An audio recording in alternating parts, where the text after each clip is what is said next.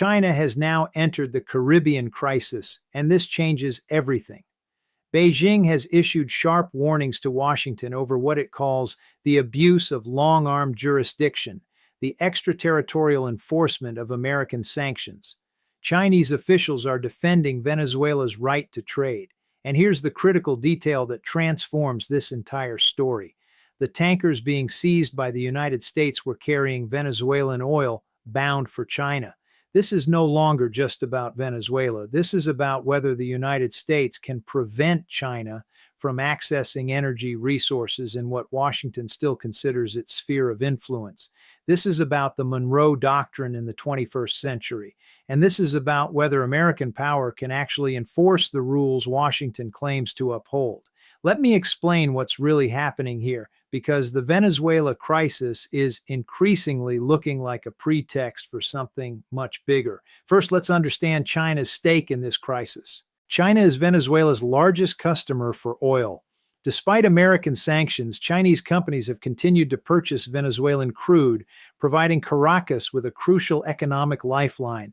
Chinese firms have invested billions in Venezuelan oil fields. This is not charity, this is strategic interest. For China, Venezuelan oil serves multiple purposes. It diversifies China's energy supplies beyond the Middle East. It provides leverage in relations with the United States.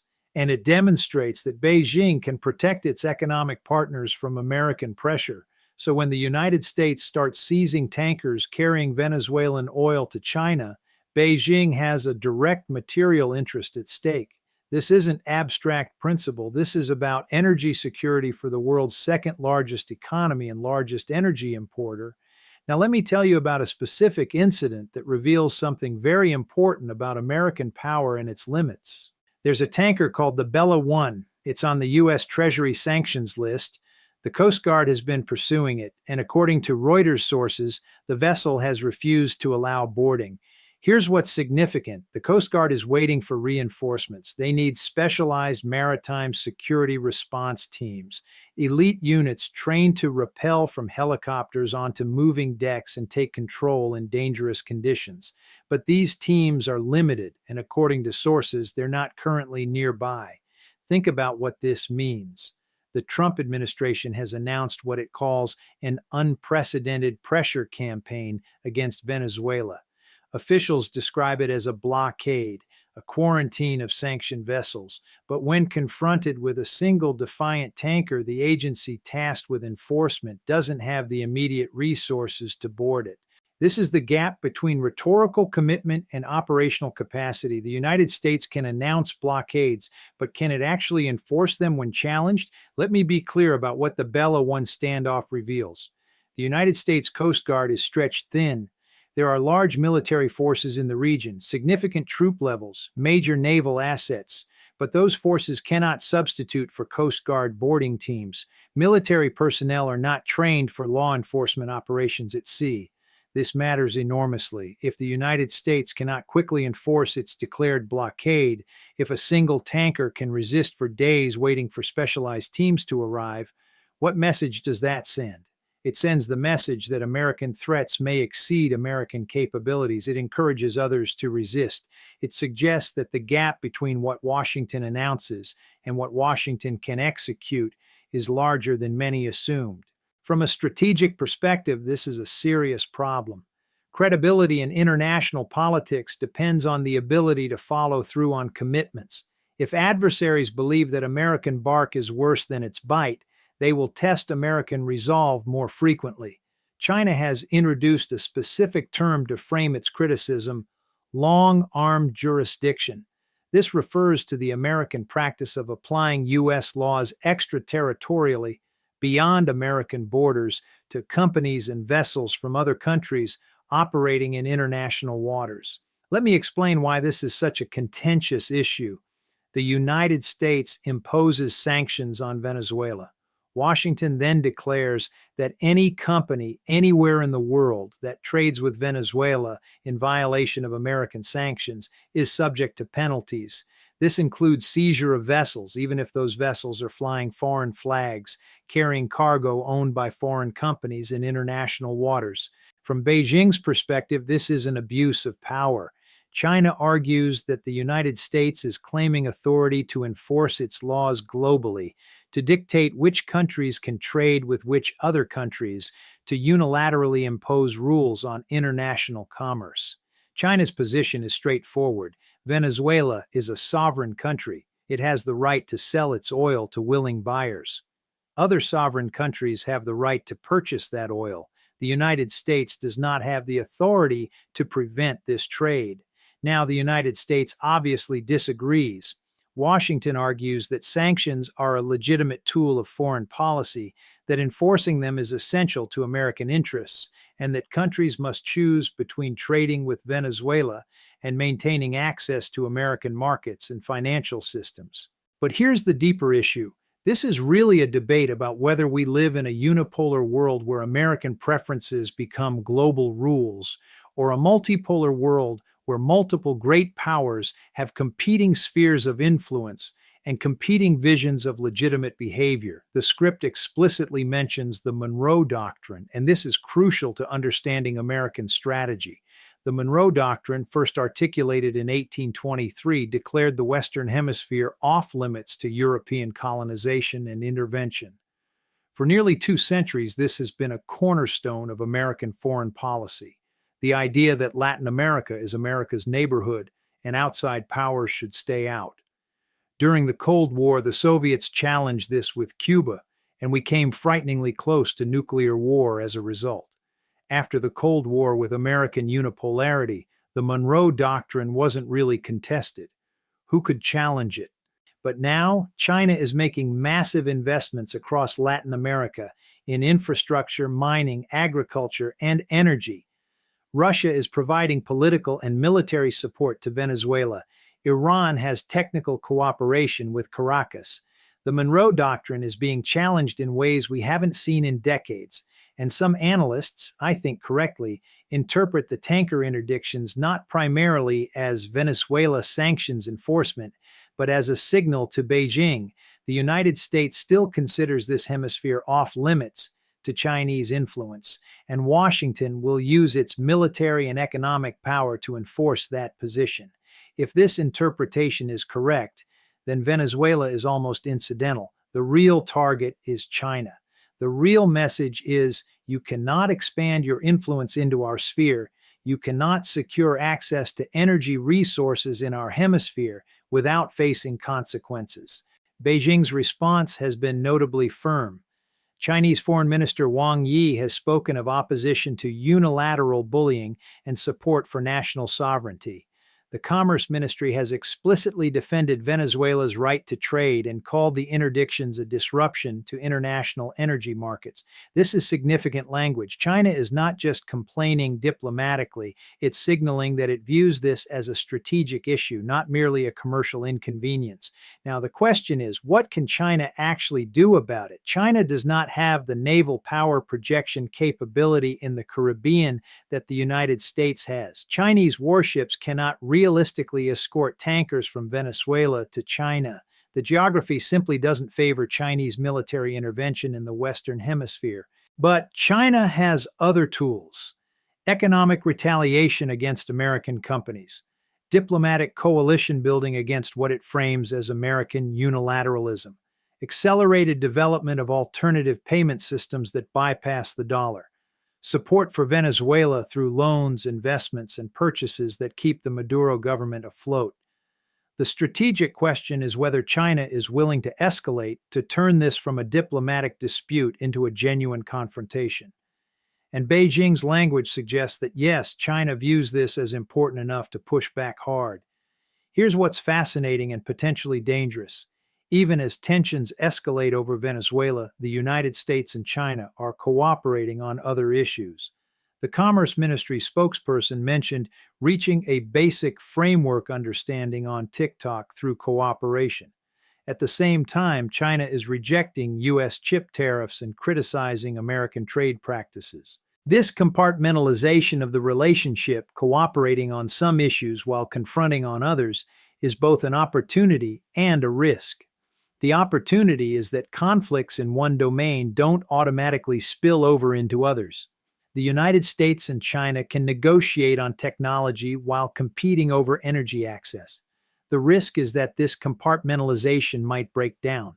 If tensions over Venezuela escalate, do TikTok negotiations collapse? If there's a confrontation at sea, do trade talks fail?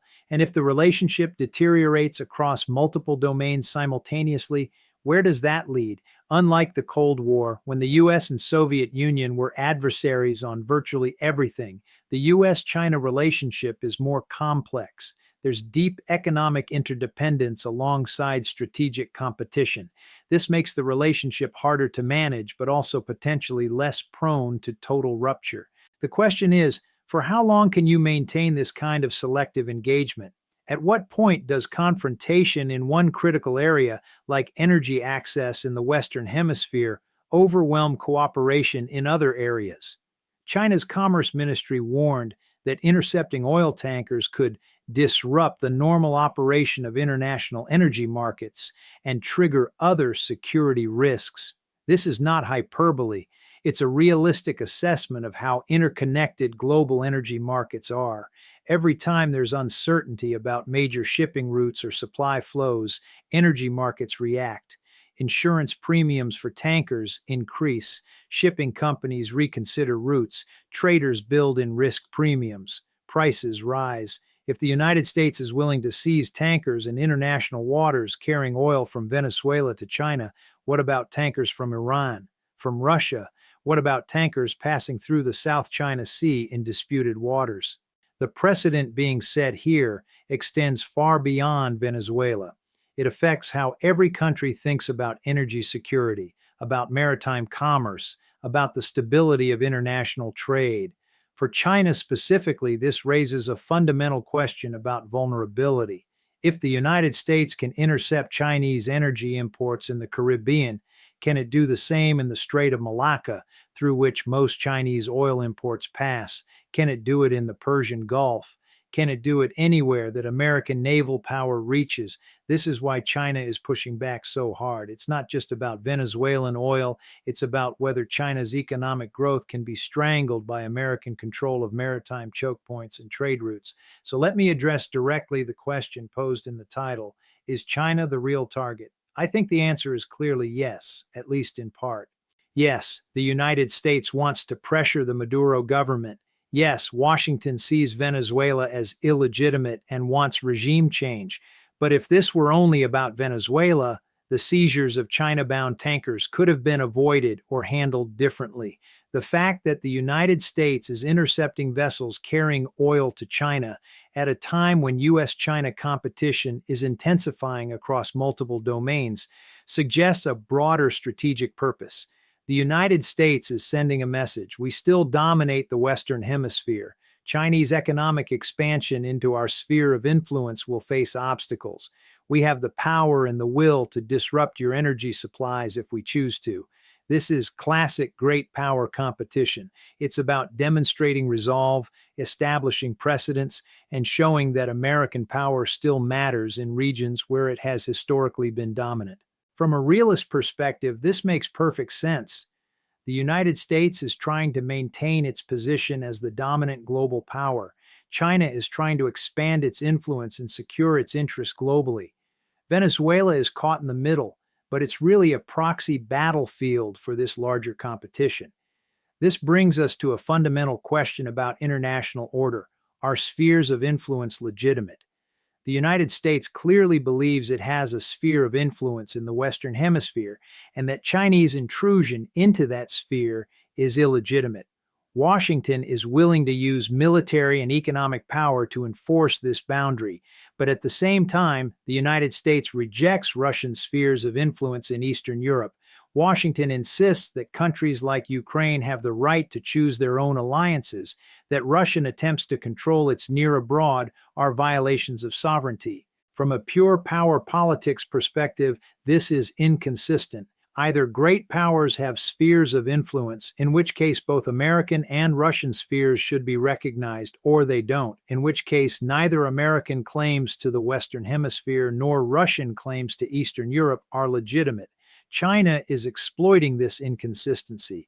Beijing argues that if sovereign countries have the right to choose their own partnerships and trading relationships, then Venezuela has that right, and Chinese trade with Venezuela is perfectly legitimate. The United States argues that its sphere of influence in the Americas is different, that it's based on geographic proximity and historical ties, that it's about maintaining regional stability rather than domination. But these distinctions are difficult to maintain in practice. To Beijing, to Moscow, to many countries watching this confrontation, it looks like the United States insisting on rules for others that it won't follow itself. Let me return to the Bella 1 standoff because it reveals something crucial about the limits of American power. The United States has the world's most powerful military. American naval dominance is unquestioned, but enforcing a blockade requires specific capabilities: Coast Guard boarding teams, specialized training, sufficient personnel deployed in the right locations. And it turns out the United States doesn't have enough of these resources readily available. The Coast Guard is stretched thin. Elite boarding teams are limited. When a tanker refuses to comply, there can be a days-long wait for the right personnel to arrive. This is what I call the gap between strategic ambition and tactical capacity. The United States can articulate grand strategies, pressure campaigns, blockades, comprehensive sanctions enforcement, but translating those strategies into action requires resources, personnel, and operational capabilities that may not exist in sufficient quantity. This matters because adversaries pay attention. If China sees that the Bella 1 can resist for days, what conclusion does Beijing draw? That perhaps American enforcement is less comprehensive than American rhetoric suggests, that perhaps there are ways to work around American pressure, that perhaps the costs of defiance are manageable. And if that perception spreads, if other countries conclude that American power has significant operational limits, then the entire edifice of American deterrence becomes shakier. So where does this go from here? Several scenarios are possible, each with different levels of risk. Scenario 1, limited confrontation. The United States continues seizing tankers when it can. China continues purchasing Venezuelan oil and complaining diplomatically. Both sides manage the confrontation to keep it below the threshold of serious crisis. This is uncomfortable, but sustainable. Scenario 2, Chinese escalation. China decides this is important enough to take more aggressive action. This could mean providing naval escorts for tankers, which would risk direct U.S.-China military confrontation. It could mean economic retaliation against American companies. It could mean accelerated efforts to build alternative financial systems. Any of these would significantly raise tensions. Scenario 3, American retreat. The United States decides the costs of enforcement exceed the benefits. Perhaps the Coast Guard limitations become too obvious. Perhaps the diplomatic blowback is too severe. Perhaps Trump decides Venezuela isn't worth a major fight with China. Washington quietly scales back the interdictions while claiming success. Scenario 4, accidental escalation. Something goes wrong. A boarding operation results in casualties. A tanker fights back. A miscommunication leads to shots fired.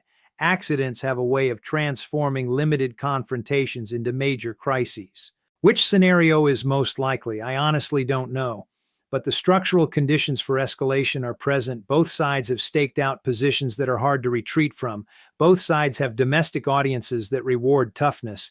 And both sides are operating in close proximity in contested waters where mistakes can happen. We also need to consider how this connects to other aspects of U.S.-China competition, particularly technology and semiconductors. China rejected the U.S. chip tariff plan, arguing that unilateral tariffs violate WTO rules and disrupt global supply chains. This is part of a broader American effort to limit Chinese access to advanced semiconductors and the technology to produce them. The connection to the tanker seizures might not be immediately obvious, but it's there. The United States is using its dominant position in technology and finance and maritime power to constrain Chinese growth and Chinese options. From Beijing's perspective, this is all part of a coordinated American strategy to prevent China from becoming a true peer competitor. Sanctions on Venezuela cut Chinese energy access. Semiconductor restrictions limit Chinese technological advancement. Financial sanctions threaten Chinese companies. It's comprehensive containment. Whether this is actually coordinated policy or just the accumulated effect of multiple different initiatives is debatable. But from China's perspective, the pattern is clear. The United States is using every tool available to limit Chinese power, and China is responding by trying to develop alternatives. Alternative energy suppliers, alternative technologies, alternative payment systems, alternative international institutions. This is the dynamic of great power competition. Neither side can afford to back down completely because backing down signals weakness and invites more pressure. What about Europe? One thing notably absent from this particular confrontation is significant European involvement.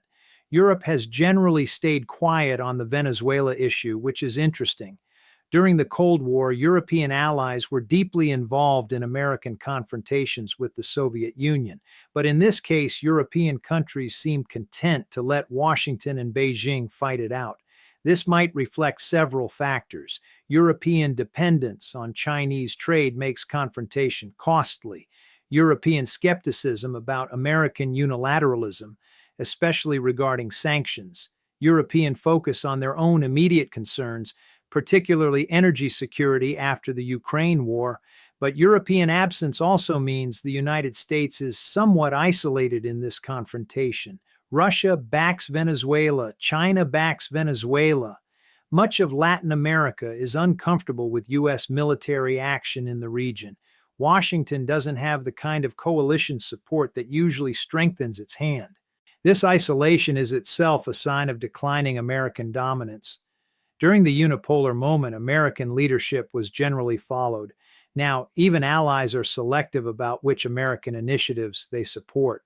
Let me zoom out to the long-term implications, because this confrontation is really about the shape of the international system for decades to come. We're in a transition from American unipolarity to some form of multipolarity. The exact configuration is still uncertain. Will it be bipolar US-China competition, multipolar with several great powers, something else? But what's clear is that the transition is happening, and transitions are always the most dangerous periods in international politics. The rising power wants to change the rules. The declining power, or more accurately, the relatively declining power, wants to maintain them. Both sides probe for weaknesses. Both sides test resolve. The Caribbean confrontation is one front in this larger transition. The United States is trying to demonstrate that it can still dominate its own hemisphere, that Chinese expansion has limits, that American power still matters. China is trying to demonstrate that it cannot be excluded from any region, that its economic interests will be protected, that American dominance is no longer comprehensive. One of these positions will prove more accurate than the other. Either the United States will successfully limit Chinese influence in the Western Hemisphere, or China will establish that it can operate there despite American opposition. My prediction: the United States will find it increasingly difficult to maintain exclusive dominance in Latin America, not because American power is collapsing, but because Chinese economic power creates opportunities for Latin American countries to diversify their relationships. And once that happens, trying to reimpose exclusive dominance becomes prohibitively expensive. But the United States won't accept this gracefully. We're likely to see repeated confrontations like this one as Washington tries to maintain a sphere of influence that is gradually eroding. Let me come back to the Coast Guard limitations, because I think this is more significant than it might initially appear. The United States spends more on defense than the next 10 countries combined. America has unmatched military technology, global reach, and power projection capability. And yet, when it comes to actually boarding and seizing tankers in the Caribbean, in America's own backyard, there aren't enough specialized teams readily available. This tells us something important about the nature of military power. Having overwhelming force doesn't necessarily translate into the ability to execute specific missions effectively. You need the right kind of forces in the right places with the right training. It also tells us something about strategic overextension. The U.S. military is tasked with maintaining presence in Europe, in the Middle East, in the Pacific, in Africa. It's conducting operations against terrorism, against drug trafficking, against sanctions violations. It's deterring Russia, deterring China, deterring Iran, deterring North Korea. At some point, even the world's most powerful military starts to get stretched thin, and adversaries notice these limitations and adapt their strategies accordingly. If China concludes that the United States cannot effectively enforce its announced blockade, Beijing might become bolder in supporting not just Venezuela, but other countries facing American pressure. The perception of American limitations can be as consequential as the limitations themselves. Here's what keeps me up at night about this situation. It's fundamentally unstable, and neither side has a clear path to a stable resolution. The United States cannot accept Chinese dominance or even significant influence in the Western Hemisphere. This is a core American security interest encoded in strategic doctrine for 2 centuries. China cannot accept that its access to energy and resources can be arbitrarily cut off by American naval power. This is a core Chinese security interest, essential to continued economic growth and political stability. These two positions are mutually incompatible. They cannot both be true. One side or both must adjust. But adjusting means accepting a loss of position, a diminution of power, a setback to core interests. And states, especially great powers, are very reluctant to do this. So instead, we get escalation. Each side takes actions to demonstrate resolve, to signal that it won't back down, to impose costs on the other, and each round of action and response makes the situation more tense and more dangerous. This is the classic security dilemma. Actions taken to enhance your own security decrease the other side's security, which leads them to take actions that decrease your security, and the spiral continues. If you're asking me what should be done, and I know this will be controversial, I think both sides need to recognize that they cannot achieve their maximal goals. The United States cannot completely exclude China from the Western Hemisphere. Chinese economic power is too significant, and Latin American countries want options. Trying to enforce complete exclusion will be prohibitively expensive and ultimately unsuccessful. China cannot expect unrestricted access to energy resources in America's immediate sphere of influence without facing consequences. Geography and historical relationships matter. Beijing needs to recognize that some regions are more contested than others. What might a compromise look like? Perhaps an understanding where China can engage economically with Latin America, including Venezuela, but stays below certain thresholds that would trigger U.S. escalation. No Chinese military bases, no security agreements that threaten U.S. interests, but yes to trade, to investment, to economic cooperation. In exchange, the United States accepts that it cannot prevent all Chinese economic engagement in the region. Washington focuses on truly vital security interests rather than trying to control all economic relationships.